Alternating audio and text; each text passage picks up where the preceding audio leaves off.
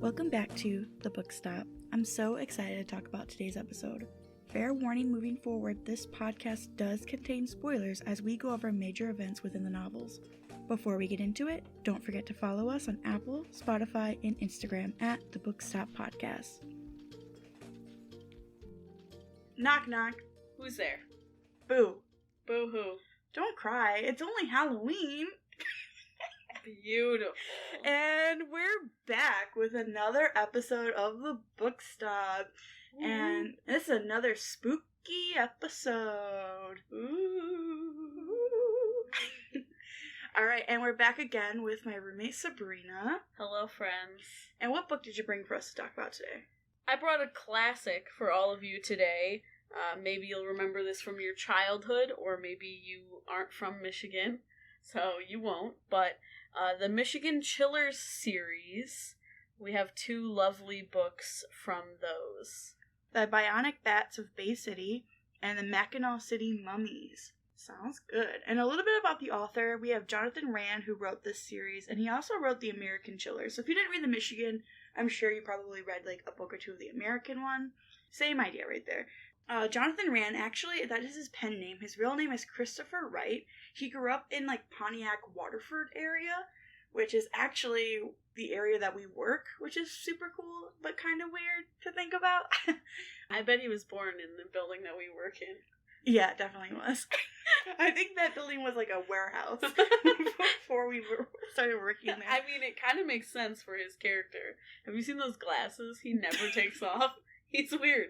He actually self-published all of his books, which is pretty cool. Good for him. He owns a bookstore called Chillermania in Indiana River, and he's actually on tour right now. He's going to be, I think, at Blake's the day before this episode releases. We're going to have to roll up in there and be like, listen, Jonathan.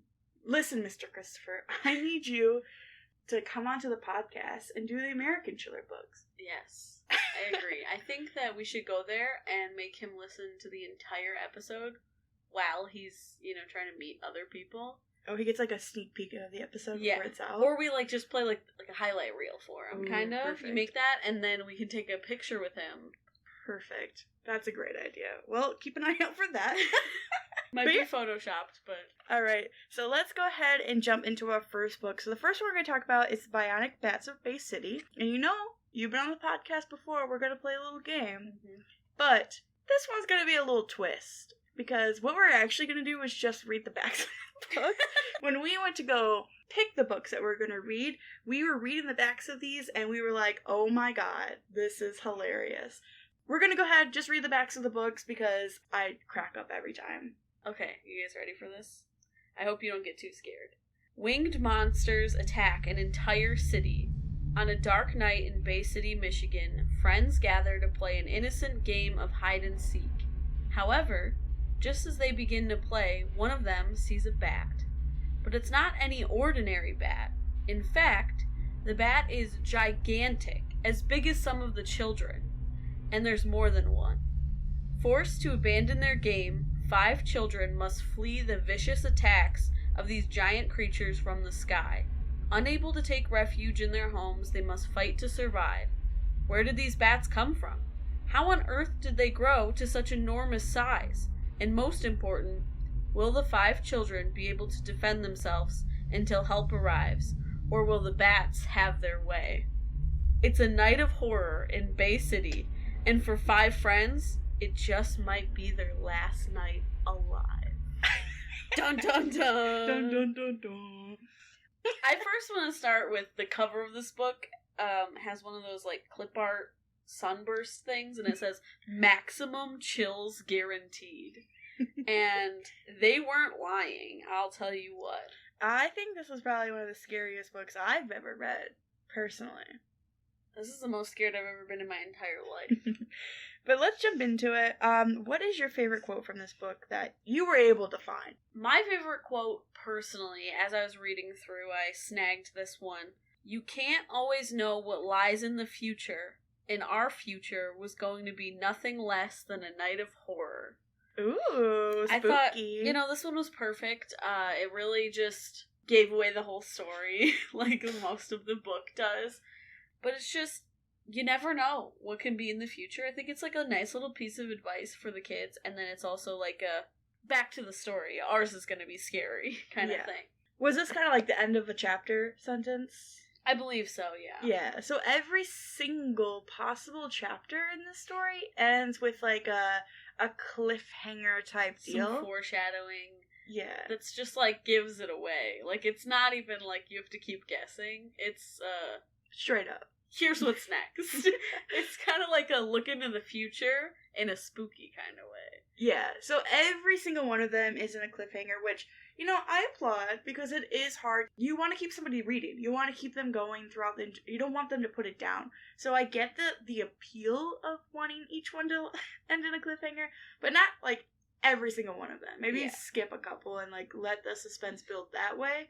Because it's like, oh, nothing's happened for a while. But when you have that suspense every single time, it kind of breaks it down. And I just want to say, I know this is a kid's book, and I know that he doesn't write these books for adults, but just because it's a kid's book doesn't mean that it can't be good. You know what I mean? So we're looking at this as like an adult point of view.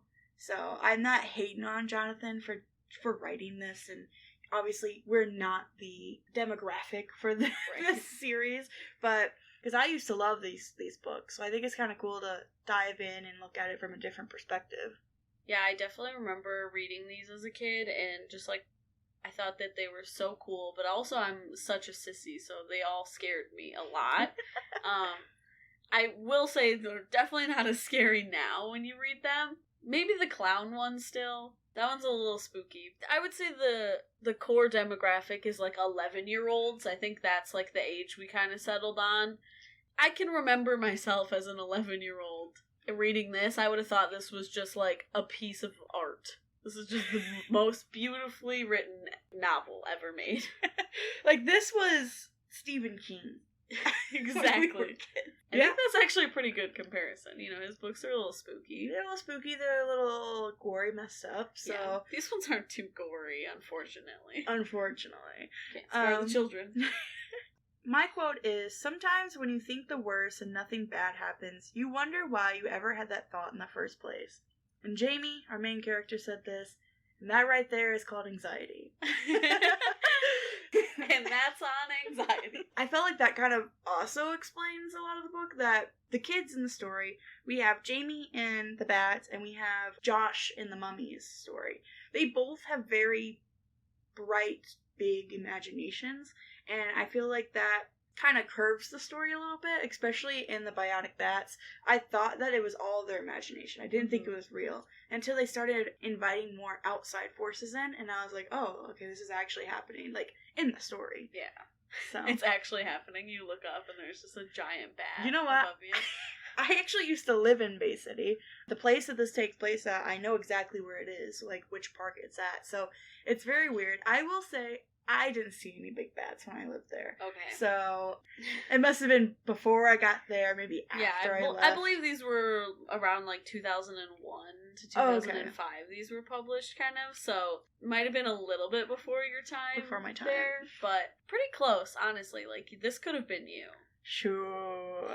Dang it. I will say that he obviously does his research, but being from Michigan, he's been all these places. He grew up in a lot of different cities. I'm sure he walks around and can just picture it all happening and writes it as he goes. Like, I wouldn't be shocked if I just saw Jonathan Rand walking down the street with just a little notebook and his stupid glasses on, and he's just, like, writing. He does really good with keeping it realistic in the sense that if you were picking up this book, you lived in Bay City, you know exactly where this is happening. So it makes it feel a little bit more real. But yeah, let's dive into it. Let's dive into the Bionic Bats of Bay City. The first thing I want to get into is, I want to get into the writing of it. No hate to Jonathan. He self-published all these. He wrote all these. Good job to him. I want to talk about the exclamation points. Oh my gosh. This is... I knew you were going to bring it up because I remember back in the day when we would be writing stuff and you would read over it and be like, enough exclamation points.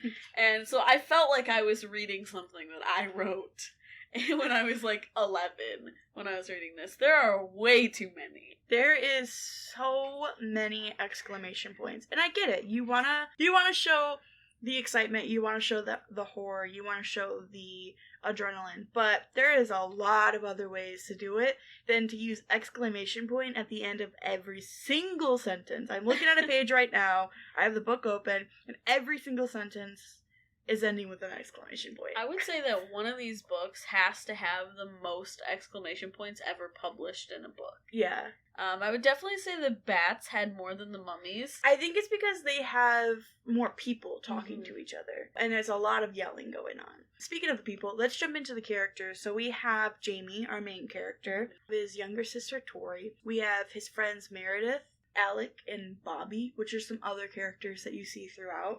And they're just kind of experiencing this life-changing event together. Absolutely. I can't imagine being these 11-year-olds, because I think he was 12, actually. There was a line in there about him being 12, so he's obviously not afraid of anything, and that just made me laugh. He doesn't even know. Yeah, I mean, who was your absolute favorite? Okay, I had two favorite characters. I would say, obviously, the Bats. The Bats were my favorite. Of course. Because they were very persistent. They would not stop fighting after these kids, running after them, trying to attack them. I love that they had rabies. Same. And I love how much that they use their echolocation to find the kids. Mm-hmm. And I also, my favorite thing about them was that they hated the kids. And that they would do anything to make sure that they didn't make it out alive. Incredibly relatable. My other favorite character is Alec. Here's my conspiracy theory. Okay. So Alec is a bat. Here are my reasons. So one, he knew everything about bats. He knew everything. That's true, but he did a report on them. Exactly. Two, he's very resourceful with getting the bats to go away because he knows what their weaknesses, because they're also his weaknesses. You know what I mean? So, but would he be able to do those actions if they were his weaknesses? Yes. Okay. Because he's also part human. Oh, okay. I would say he was a little sad at the end when all the bats left. I think it's because... I would agree. So... Wasn't he the last in the police van? Yeah. Oh. Because he was like, I don't want to leave my family. You know? But also, I really like Alec because they would absolutely not have made it through the night without him. He was so smart. He did everything he could to make sure those kids stay alive. So that's why it's like, couldn't be a bat because he liked the kid. You know what I mean? It's like a... He was definitely a bat ally.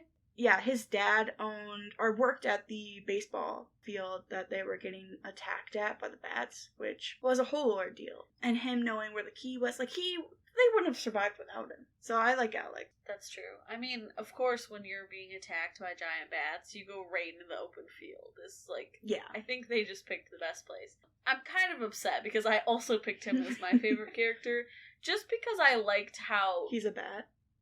Yeah, well, I mean, now that you brought that to my attention, that's gotta be the reason. I just really liked how he was, like, never really scared, and he was always like, we gotta do this, come on, let's go. But since you already picked him, I think that I would say my favorite character is the Vacuum. Okay, yeah. The Vacuum just caused a lot of drama in Jamie's life. Brought so much fear to him, and it was just a vacuum. So tell us what happened with the vacuum. Like, why did it cause so much drama? Okay. Let me set the scene for you. Jamie's trying to go to the park to see this box turtle that Meredith had. I forget what the box turtle's name was. I don't remember. I'm gonna call it Randy.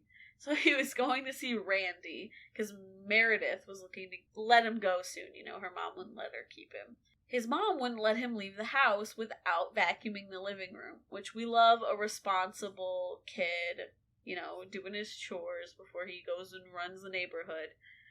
So he had to go into the basement to get this vacuum, and he was just terrified of the stairs. There's no lights in the basement somehow. Just like his flashlight breaking, and I just think it was all the vacuum's fault. Yeah. And then he also had to then put the vacuum back in the basement. It just was a whole, like, source of trauma for him that I think after this night, he's not even going to be able to vacuum ever again. Yeah, definitely not. He'll have PTSD over vacuuming, his mom will be like, well, I guess his sister has to vacuum now. You know, I find it very funny at the beginning of the story that his mom made him do so many chores, and his sister didn't have to do anything. Yeah, she just sat in her room. He had to vacuum, he had to clean up his room, he had to mow the lawn, he had to do all this stuff, and his sister didn't do anything. Kind of messed up. I mean, she was like 1 year younger than him, so... Okay, she was 11. She's 11, so... What do you've I heard know? the vine. You know what I'm talking about.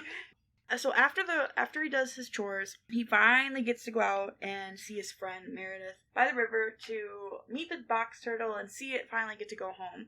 And he gets down there, he meets Meredith. They finally see like the first encounter of the bats, and at first he thinks it's like all his imagination, and Meredith kept calling it, what was the bat? Gigantic or something? Oh, so you mean the word ginormous? Oh, ginormous. That's what it was, yeah. This girl, this sweet little 11-year-old girl, thought that she invented the word ginormous, and she said it as many times as possible. And every time she said it, someone else said, what does that mean?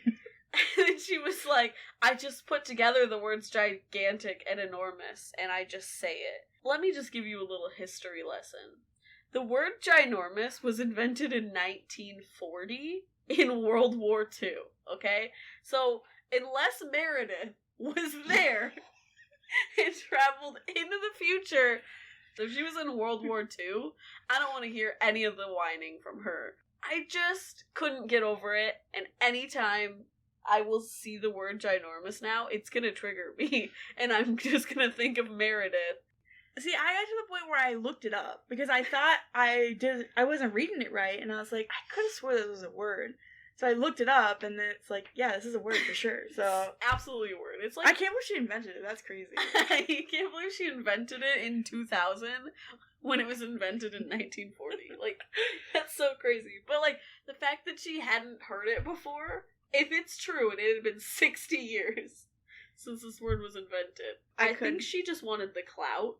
Yeah. And was doing anything she could to get it. So yeah, after we see the box turtle and we get the first encounter of the bats, he goes home and the mom gives him more chores to do, and then he's like, well, I want to go to my friend Bobby's house to play hide and seek. And this is actually pretty cool. I'm jealous. They do a whole neighborhood of all the kids together, and they get to play hide and seek within the entire neighborhood, which I would have loved. I would have been never so played fun. that. And it was at twilight. Like, it was getting pretty dark out, Yeah. and that's when we see like the actual encounter. So we have all these kids together. They're playing the game. For some reason, they don't run home. They run to a baseball field, and they get stuck there for the majority of the book. They hide out in the dugout for a little bit, and then they get inside to like where the newscaster stands. It's a whole thing. You have to read the book. My favorite statement that the book makes is that they ran 3 blocks in 60 seconds. So, wow. These kids are not only runners, they are track stars. So they must have invented that song as well, and it just got released now. Yeah, because I'm like, you know how far 3 blocks are, right? It would have taken me 30 minutes, let me tell you what. He had a story to tell, and he didn't want to go over his word count, so he was just trying to hurry up. And that's the thing, is like, the whole story is very much like next thing, next thing, next thing. It's very short, so everything has to happen very, very fast, so it's hard to like grab onto anything, I guess. One thing happens and then another one. It's in the mind of an 11-year-old with ADHD is what you're reading. So if that was you, it'll throw you back. Or if that's you now, it'll feel completely normal. Yeah. You'll think it's too slow. Exactly. But it really is so fast, and it's next thing, but then they spoil the next thing before you even get to it, which just infuriates me. I'm like, why would I keep reading if you're gonna just spoil everything? Like, not chapters before, sentences before it happens tells you, well, this isn't gonna be good, or we might be out here all night, and then they're out there all night. I don't understand the appeal of spoiling it. I don't know if they don't want to, like, shock the children or something, but it's just every line. It's like this kid can predict his own future. Maybe he can. Maybe he can't. So, We Alec is a bat. We have the girl that can make up any word she wants. So we have a time traveler, and we have sees the future. I think his sister is also a vacuum. So we have a bat, a time traveler, a vacuum, and a fortune seeker. And then Bobby. I forgot about Bobby, I think, is a baseball bat. Oh my god, speaking of baseball bats, I think it's so funny that they use bats to fight the bat. That was the most... I think I get why they went to the baseball field now, just so he could specifically make that joke. Yeah. And I understood the second they picked up the bat. I was like, now that's comedy. So let's jump over to our favorite relationship. So who did you bring for yours? I honestly would say my favorite relationship was probably Jamie and Tori. The good old-fashioned brother and sister. It was just reminded me of my own childhood with my brother and how, like, she waited downstairs to scare him and, like, he almost peed his pants, so then he had to, like, get her back even worse. But then they actually ended up being attacked by bats, and then he felt bad about it. So I definitely liked that little relationship, threw me back a little bit. I don't miss it, but it threw me back. Those two are really good. I think they had a, like, classic brother and sister, like...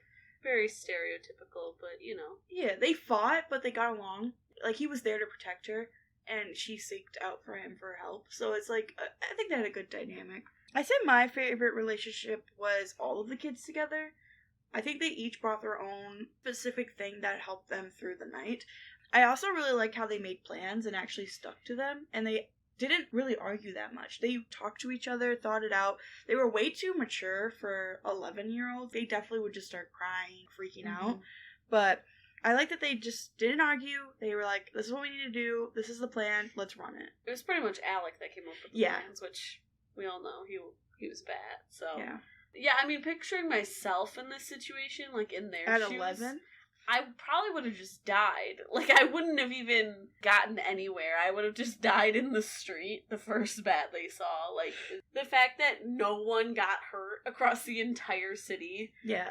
It doesn't make sense logically. Like, I guess they're just trying to protect the kids that are reading it, and I get it. The other thing that doesn't make sense is, like, after this attack, bats would have gone extinct. They wouldn't have kept the bats alive. So what happened was, it was a farmer nearby was experimenting with some new, like, growth stuff, and the bats were eating the leaves, and then they got gigantic, and then they got back down to their normal size, after 24 hours or something.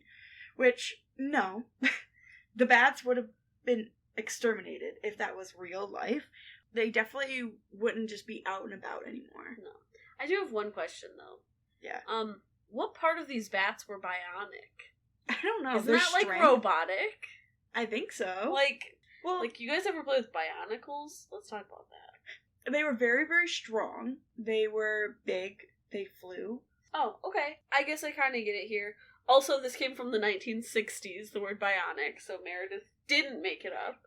I don't know! The word bionic is an adjective. It means having artificial body parts, especially electromechanical ones. But the informal version is having ordinary human powers increased by the aid of bionic devices, real or fictional. So, I guess, in my brain, I guess I was just thinking that just meant they were mechanical for some reason, or like robots. So another thing I want to talk about is the end of the story. At the end, everything goes back to normal. They talk about how they're always going to remember this day as being like the worst day of their life, but things just go back to normal. So they'll start the paragraph with saying, this was the worst night of my life, I'm never going to forget it. And then start the next sentence like, well, we went to the store yesterday, or this morning, and we got ice cream. The second the bats went back down to normal size, and just everybody forgot. It went completely back to normal. I want to know what happened after. I would have been nervous it would happen again. Exactly. Did that farmer go to prison? He should have. I would literally carry a bat around with me, like baseball bat, for the rest of my life, just in case. Yeah.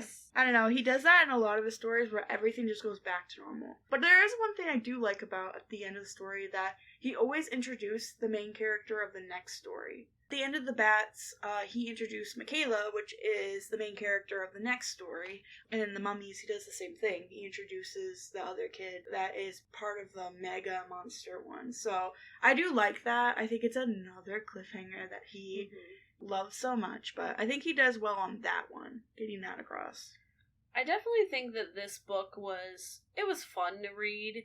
As I'm reading it, I'm like, this is kind of stupid. Like, I get it, but I know it's not meant for me.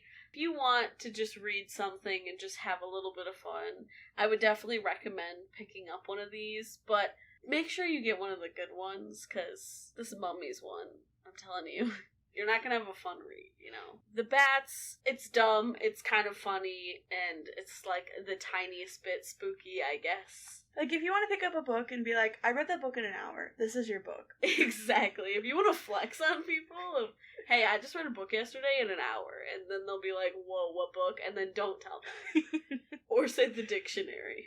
If you're Meredith. So we're actually going to go ahead and jump into the Mackinac City Mummies. So this is another one of his books that he wrote as a 5-year special, I believe. And we're going to play that game again, as in you're just going to read the back of the book. In a forest just outside of Mackinac City, Josh and Robin have dug up a terrifying secret, a mummy's tomb. They're excited at first, but then strange things begin to happen all around them. When Robin suddenly vanishes, Josh discovers that she has been taken to a hidden world.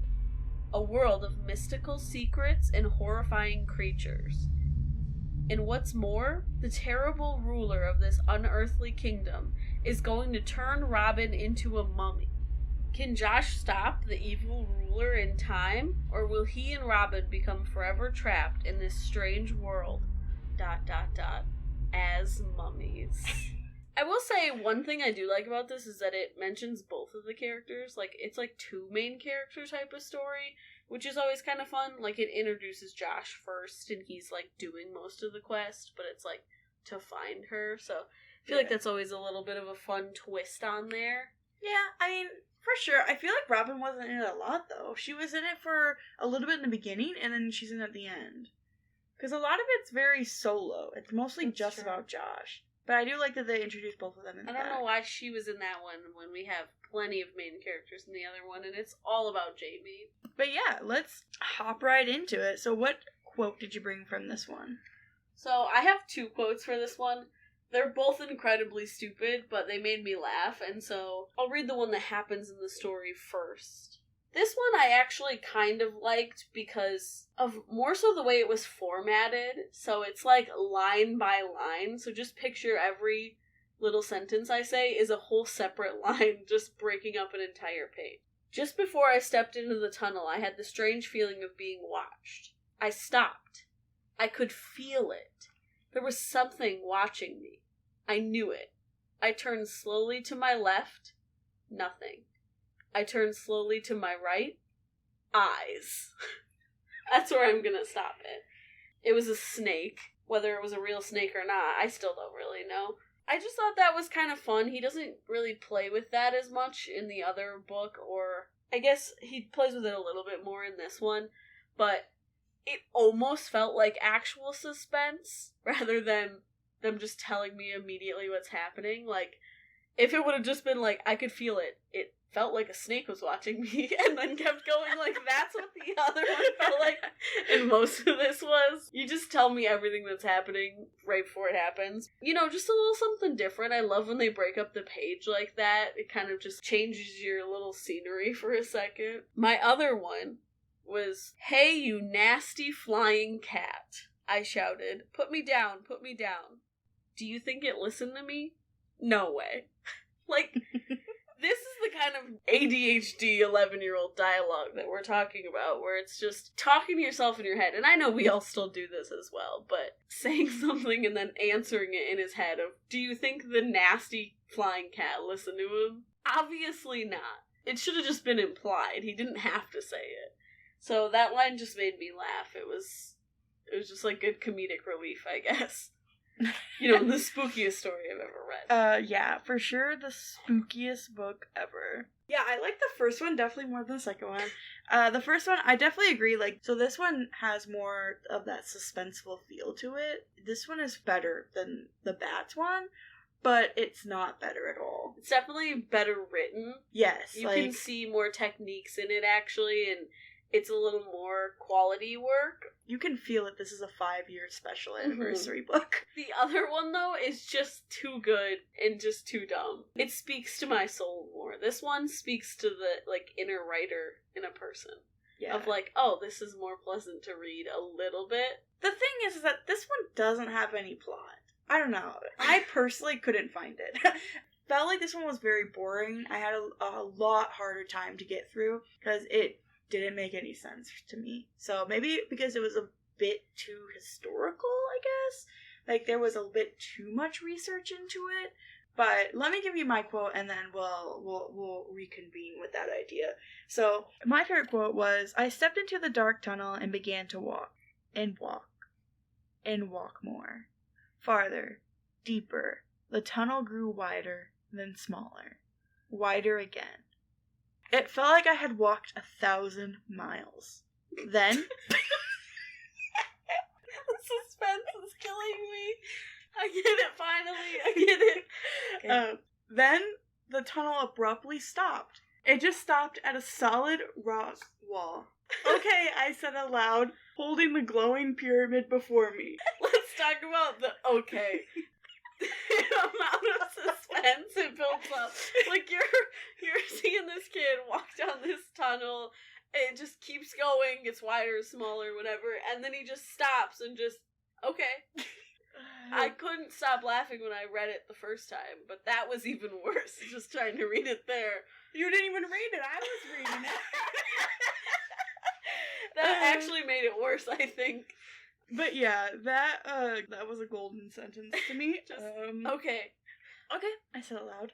He says more after that, but there's, like, way too much time before he says anything else. It's just, okay, and then, like, stage direction. That was a good sentence. So, let's just jump into it. Where's the plot in this book? What happened? I think what happens is you have to go through the maze in the tomb to find the plot. So this book felt like it was very all over the place. So he was digging for the Nightcrawlers, and then he found the tomb thing, and then somebody wanted something from him, and then he had to go through this tunnel because this tomb was this artifactual tomb that has been hiding for millions of years in Mackinac City. That's a perfect bridge to Egypt. Underground bridge to Egypt. And then Robin gets in the picture. She gets kidnapped and almost turned into a mummy. Josh has to, like, go find the Stone of Titan. Has to get it back. Honestly, I have no idea what happened in this book. I think there was just too much going on to the point where I had no idea what was going on. Yeah, I think, if you're, like, maybe a history nerd or something, you really like mummies. I personally don't like mummies. I never thought they were that interesting. I don't know. I thought it was kind of gross. I couldn't ever really get behind it that much, so maybe that could be part of it. I guess the history part of it's cool, but, like, that's not what I signed up for. I signed up to be spooked. Not educated. So, do a little bit more of the first one before you do the second one. Yeah, I think he got too lost in describing everything. Like, a lot of symbol describing. All of the hieroglyphics he was, like, getting too in detailed with. It felt like there was no sense of urgency in this book as well. He's like, we have to hurry up and go save Robin. And literally you turn the page and it says, we spoke for over an hour about what we're gonna do. And it's like, maybe do that while you walk. He pretty much just tells him the backstory. He doesn't even walk with him. He just makes him stand there for an hour, and then he's like, you better go get your friend, they're about to mummify her. And I would be pissed if I was him. Like, yeah. You're telling me this now, after you wasted my time just because you were lonely for thousands of years? Grow up, dude. I will say that he did do a better job writing this one. It felt like a little bit higher on the reading level. Being a history nerd would definitely be an advantage for this one. Absolutely. I will say I'm slightly disappointed. Of all the cities, Mackinac City is one of more well-known or more popular cities on the list. There's a couple that are just super out there, and I don't know if he just thought of the creature and then said, what in Michigan starts with this? Because I could see that as well. But I would think for Mackinac City, he would try to go a little bit bigger and a little bit better. And it fell a little bit flat for me, and it was a sad day. You know, it'd be kind of cool if you did, like, mermaids. The mermaids. That would make so much sense. It's in the island. Water. There's a bridge. Like, that would have been so sweet. They could have been, like, sirens. Rewrite, Jonathan. Let me find his email really quickly. You know what? He's gonna be at Blake's Oh, we could just go we'll there. have to go find him, because we're going to have to talk to him about this. Because I'm a little bit disappointed, honestly. But yeah, this one follows kind of the same idea, same plot of all of the books. Okay, so you meet the character, something bad happens, they jump into the action, somebody else is in peril, they have to do the journey to get there, then it gets resolved, then it acts like it never happens in the entire, like it's never been a thing, and then you meet the second character of the next story. Mm-hmm. So I think they all follow that same guideline. I mean, I guess if it worked one time, might as well keep going. Right. It's very quick and to the point. Like, you gotta just keep doing it. I do think it's kind of funny how, like, the end of the book will give you the next, like, 5 chapters of the next book or another one of his books. It's a very good way to sell books to 11-year-olds. So I'm getting into the book, you know, I'm reading it, and then I get to the end and I'm like, oh my gosh, there's the start of another book in here. I get 5 chapters in, and then I'm like, Mom, get in the car, we have to go get it. I mean, it's a good selling strategy. Yeah, I mean, absolutely. He did self-publish all of this. That is true. So he's like, I gotta get them coming back. Yeah. It's another cliffhanger. I think it's pretty crazy that he self-published all of these, but even just me walking around our work today with this book in my hand, the amount of people that were like, oh my gosh, I remember reading those. Mm-hmm. Like, it is pretty crazy. I think he definitely had a pretty big following of right when we were in that age range to a little bit older than us, I would say. These were mostly published like 2000 to 2007-ish era. So I would say he had a pretty decent following in at least Michigan for these, but I know the American Chiller books were even more popular. Mm-hmm. Yeah. And he wrote other books. He wrote adult books and young adult books, so good for you, John. So we're going to jump into our favorite characters now. So who did you bring for your favorite character? I think my favorite character, technically 2 characters, but his parents. His parents, like, send him to go get worms alone in the dark. Like, just with his little shovel and flashlight. And, like, his friend goes to his house, finds out where he is from his dad. Before he even gets home, his parents went to the movie. Like, their kid is just, like, out digging for worms in the dark. And they're just like, see ya, we're gonna go see Incredibles 2. And bye! Incredibles 2? Yes. This is, remember? Future and past don't matter in Jonathan Rand's books. Gotcha. I just thought that was so funny. Like, I don't think my mom would have let me just walk off into the forest. I mean, he's in Mackinac City. What could happen? It's not like there's mummies walking around. Dun dun. I think he probably said that to his parents, like, every other time they tried to leave him alone. Well, maybe you should take me to the movie in case, you know, there's more mummies that come around here. His parents did not believe him at all. Oh, absolutely not. So I said my favorite character was Josh. Because he's heroic, go-getter. He questions the why a lot. My favorite scene was when the guy told him to jump into the lava to go get the thing he had to go get. No spoilers, but the lava was actually water, and he hid it down there because the bad guy, Akbar, was too afraid to go down there because he's scared of lava like a wuss. So he's like, I don't know if I can trust you. Why would I jump in there? I don't know you. And he's like, just trust me, little boy. And then he jumped right in, and it was water. But I also really like the cats, because if he didn't have those cats to get him to the top of the pyramid, to get him to the end of the book, what would he have done? This book would have been twice as long, and it would have just been climbing higher and higher. That's what every page would have said. Of him just climbing this pyramid all by himself. There was mummies everywhere still, too. And then he just called them disgusting, ugly, hideous, gross beasts. Yeah, for helping him. Incredibly rude of him. Yeah, that's so rude. Alright, so we're gonna play a little game here. So I have a bunch of different titles. Mm-hmm. Some of them might be real, some of them might be false. Oh. So you tell me if it's a title or not. So if you don't know, the Michigan and American Chiller books all have the same letter at the beginning of their story. So Bionic Bats of Bay City, Mackinac City Mummies. So these are all Michigan ones that I picked. Some of them are real, some of them are not. So the first one we have is Dinosaurs Destroy Detroit. I'm gonna say that one's real because I think I remember either reading it or seeing it at some point. Yeah, that one was one of them we were going to do on the pod, but we never found it. So, next we have Terror Stalks Traverse City. You know, I think that one's real as well. Is that the Abominable Snowman one? I think so. Which is pretty shocking, because that starts with an A, not a T. Angry Ants of Ann Arbor. I'm gonna say no on that one. What?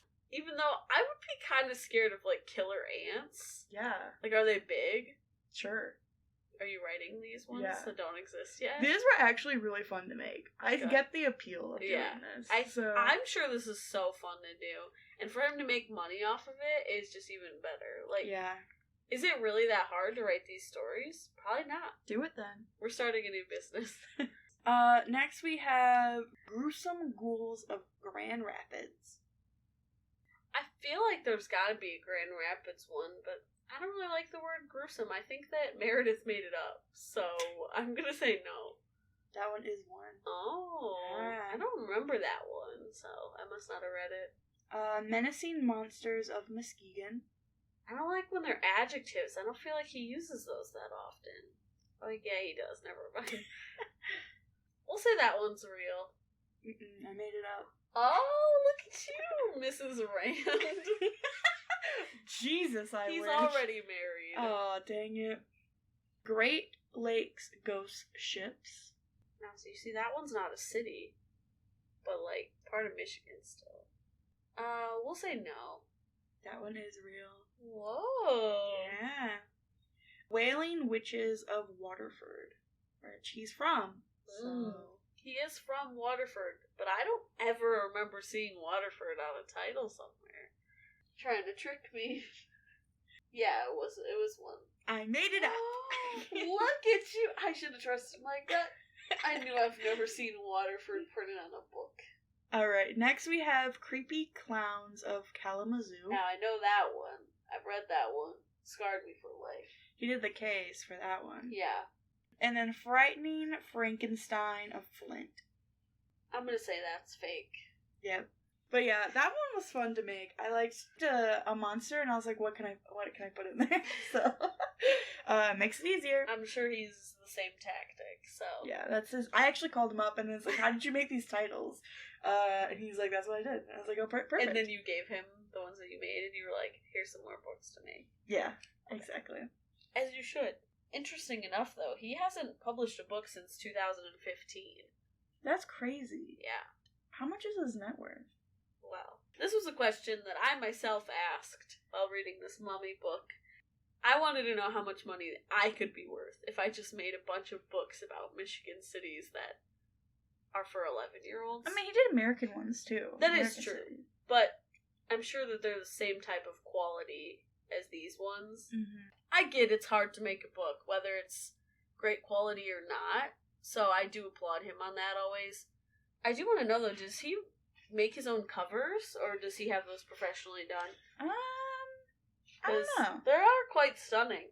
So the cover is illustrated by Dwayne Harris. So shout out to Dwayne. You're doing an amazing job, sweetie. We'll love to see it. He's like, look, I got this new book, and he's like, just tell me the title. I don't even need to read it. I'll have it done by the time you finish writing the story. So according to the website idolnetworth.com, because of course he is our idol, Jonathan Rand, or Christopher Wright, or Christopher Knight, whatever you want to call him, his net worth is $70 million. Jesus Christ. As of 2021. Good for him. From all self-publishing. Yeah, self-publishing children's spooky books. I mean, he does have other books. He has adult books and stuff that maybe he wouldn't through a publisher, but this is his real rock. Like, this is what got him started. Yeah, so. People, when you say Jonathan Rand, they say Michigan chillers. Or American. They get the chills. Well, we're kind of drawing to a close here, so we're going to do our missed opportunities. So is there anything that you would have done differently? Anything that you would have changed? I do wish more people would have died, personally. Okay. I think it would have added... Maybe not the kids, though. Like, that would have been kind of messed up. But, like... Maybe not. Maybe a little more open-ended kind of ending. Rather than, oh, everything's perfect and fine. I think if I went through everything that he could have done, I would just be rewriting the book. And on their own, they're great. If I had an 11-year-old, I would buy these for them, and they would read them. We'd read them together. They'd love it. Mm-hmm. I think overall, for the demographic, great books. I remember them being so great when I was a kid, and everybody remembers them that way. Mm-hmm. So just, if you remember them that way, just don't read them. Yeah, don't reread them if you have fond memories of them from your childhood. Because you will be kind of upset. That's why I'm glad we read at least these two. They weren't really ones that I remembered from my childhood. Mm-hmm. If we would have read the Clowns one, I would have lost it. Because I'm sure it would have been awful, and I remember that one being just great. And scared me a lot. Yeah, I agree. I said that, obviously, the exclamation points dim them down a lot. But also, I just want more descriptions on the monsters themselves. I know for the bats one, we didn't get any description. They just said that they were as big as one of the kids. Sure. Oh, and that they had, like, red eyes, which this one has green eyes, so... Like we said, Dwayne. He kind of understood the assignment.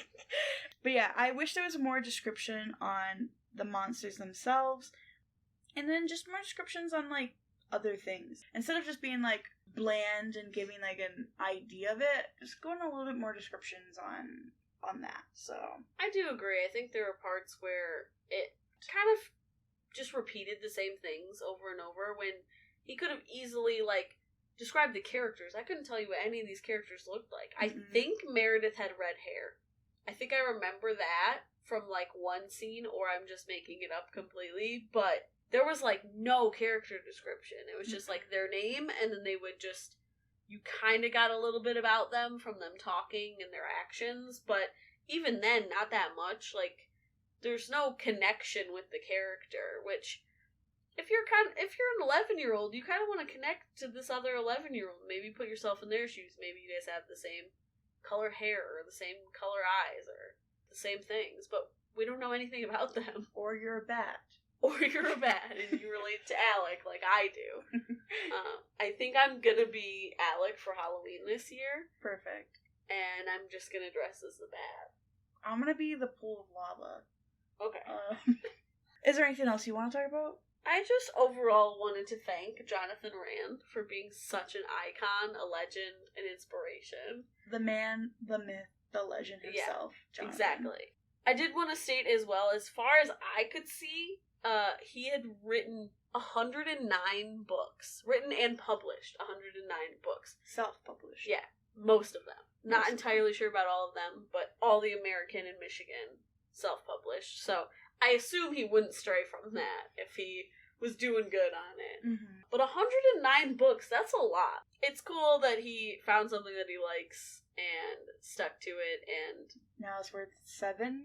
$70 million, so good for him. If you want to get rich, he understood. Get those glasses. Alright, we're going to do a little rating scale here, and we do it a little bit different on the podcast. We are going to make up our own little thing. So, I would give Michigan Chiller's Bionic Bats of Bay City 6 bats on bats out of 10.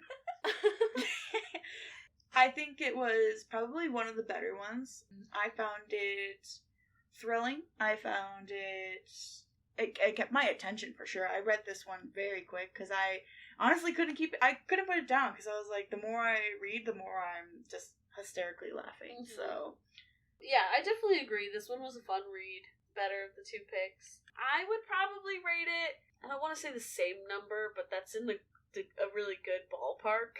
I would probably rate it like 5.5 lights for the new baseball stadium out of 10, which they're still funding, so if you want to donate, the GoFundMe will be in the link below.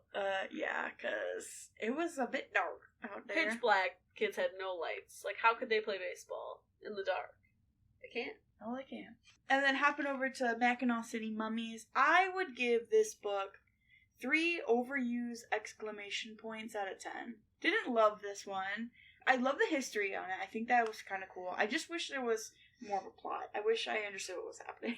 So it makes sense. Personally, I'll give this one a little bit more. I thought it was cool that he at least did some kind of research for it, rather than just about the city, which, to me, I didn't really recognize any parts of the city. Like, I know I haven't been there as much, but I definitely didn't, like, live there, so I can't compare it, but more history on actually mummies, and it was cool that he kind of went into a different setting. You know, he always goes into the Mackinac City or, like, whatever city it's in, but he went to Egypt, straight up. Yeah, this should have been Mummies of Egypt. Exactly. Took a little spin off there, took a chance. I think that I would rate this one probably 4 out of 10 night crawlers in a jar. So, you needed 10, you only got 4, and then you dropped your jar and then ran away. And now you're in Egypt. So, make sure you get all 10 next time you go get your night crawler, so you'll end up in Egypt. Alright, well, thank you so much for coming on to the pod. Oh, of course, it's not like I had another choice. You never do and you never will. You're actually not going to be on for a while. I think you're not scheduled until, like, April of next year. So that's so unfortunate for those of you listening. I apologize. I will be taking a leave of absence to start my own podcast. But if you desperately want her on again, just interact with this episode, share it, follow, like it. Listen, guys, if you want me on the podcast again before April, then I think we have to get this podcast to, like, 300 listens. And I think that we can manage it. We'll squeeze me in, we'll push someone else back. I'm more important. We all know it. I think what this is going to do is really push a lot of viewers off. If you don't ever want to see me on the podcast again, still get to the 300 listens, because obviously we want that, but leave hate comments on my Instagram post that I'll post the same day as this podcast. Alright, well, thank you again. Goodbye, everyone. I will see you next year. I hope you have a very safe and happy Halloween. Eat lots of candy. Thank you for turning the pages with us this week. If you've enjoyed this episode, show your support on social media. Don't forget to turn on your notifications to get a reminder of the next episode. Thanks again for listening to The Book Stop. Bye!